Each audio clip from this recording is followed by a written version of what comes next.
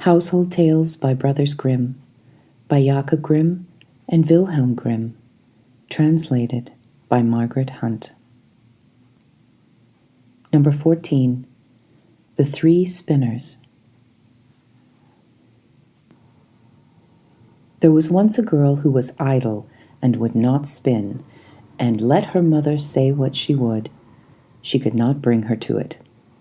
At last, the mother was once so overcome with anger and impatience, she beat her, on which the girl began to weep loudly. Now, at this very moment, the queen drove by, and when she heard the weeping, she stopped her carriage, went into the house, and asked the mother why she was beating her daughter so that the cries could be heard out on the road. Then the woman was ashamed to reveal the laziness of her daughter and said, "I cannot get her to leave off spinning. She insists on spinning forever and ever, and I am poor and cannot procure the flax." Then answered the queen, "There is nothing that I like better to hear than spinning, and I am never happier than when the wheels are humming. Let me have your daughter with me in the palace. I have flax enough, and there she shall spin as much as she likes." The mother was heartily satisfied with this, and the queen took the girl with her. When they had arrived at the palace, she led her up into 3 rooms, which were filled from the bottom to the top with the finest flax. "Now, spin me this flax," said she, "and when thou hast done it, thou shalt have my eldest son for a husband. Even if thou art poor, I care not for that. Thy indefatigable industry is dowry enough." The girl was secretly terrified, for she could not have spun the flax, no, not if she had lived till she was 300 years old, and had sat at it every day from morning till night. When therefore she was alone, she began to weep, and sat thus for 3 days without moving a finger. On the 3rd day came the queen, and when she saw that nothing had been spun yet, she was surprised. But the girl excused herself by saying that she had not been able to begin because of her great distress at leaving her mother's house. The queen was satisfied with this, but said when she was going away, "Tomorrow thou must begin to work." When the girl was alone again, she did not know what to do, and in her distress she went to the window, when she saw 3 women coming towards her, the first of whom had a broad flat foot, the second had such a great underlip that it hung down over her chin, and the third had a broad thumb.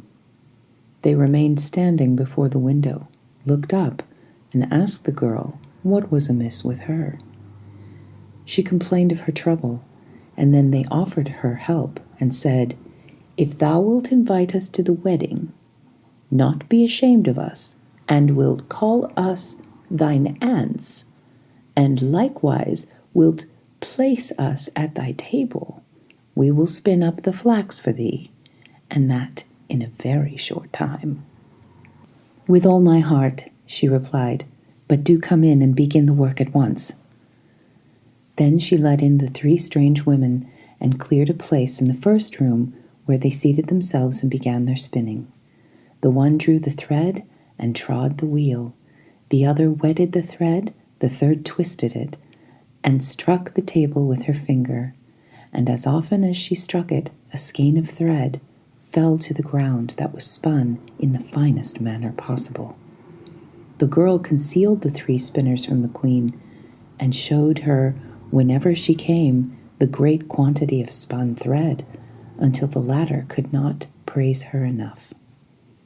When the first room was empty, she went to the second, and at last to the third, and that too was quickly cleared. Then the 3 women took leave and said to the girl, "Do not forget what thou hast promised us. It will make thy fortune."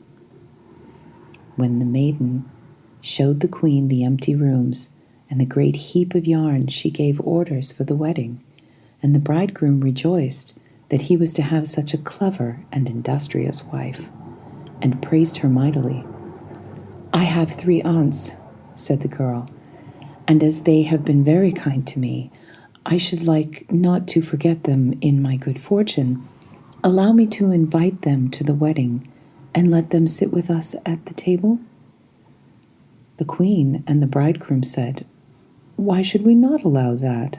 Therefore, when the feast began, the three women entered in strange apparel, and the bride said, "Welcome, dear aunts." "Ah," said the bridegroom, "how comest thou by these odious friends?" Thereupon he went to the one with the broad flat foot and said, "How do you come by such a broad foot?" "By treading," she answered, "by treading." Then the bridegroom went to the second and said, "How do you come by your falling lip?" "By licking," she answered, "by licking." Then he asked the third, "How do you come by your broad thumb?" "By twisting the thread," she answered, "by twisting the thread." On this the king's son was alarmed and said, "Neither now nor ever shall my beautiful bride touch a spinning wheel." And thus she got rid of the hateful flax spinning.